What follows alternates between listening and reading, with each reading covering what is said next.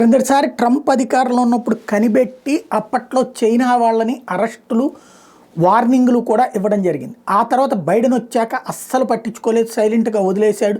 ఎందుకంటే చైనా భావజాలం కలిగినటువంటి వాడు కాబట్టి. మళ్ళీ ఇప్పుడు ట్రంప్ ప్రభుత్వం వచ్చిన సందర్భంలో మార్పులు జరుగుతున్నాయి. ఏంటంటే అంటే చైనా వాళ్ళు ఏం చేస్తారంటే తెలివిగా, వాస్తవంగా ఇప్పుడు మన దేశ పోలీసుల చట్టాలు విదేశాల్లో పనిచేయదు. అమెరికాకి వెళ్ళేసి నేను ఇండియాలో ఐపీఎస్, నేను ఇండియాలో ఐఏఎస్ అంటే షేక్ హ్యాండ్ ఇస్తారు. అంతేగాని ఆ దేశ చట్టాల ప్రకారమే మన వాళ్ళు నడవాలి.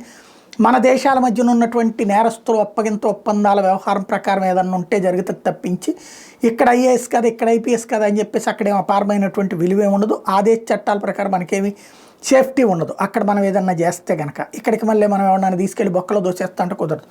కానీ చైనా వాడు మాత్రం అమెరికాతో సహా ప్రపంచ దేశాల్లో సొంత పోలీస్ స్టేషన్లు నడుపుతున్నాడు. అక్కడే సొంత కోర్టులు కూడా నడుపుతున్నాడు. చైనా నుండి ఆయా దేశాలకు వెళ్ళి సెటిల్ అయినటువంటి వాళ్ళకి అక్కడ చైనా సంక్షేమ కార్యాలయం అని ఒకటి నడుపుతారు. అక్కడే వాళ్ళ వీసాలు, అక్కడే వాళ్ళ పాస్పోర్ట్లు రెన్యువల్, అక్కడే చైనా ప్రభుత్వంతో ఏమేం చేయాలో ఇవన్నీ అక్కడి నుంచినే చేసుకోవచ్చు అని చెప్తారు.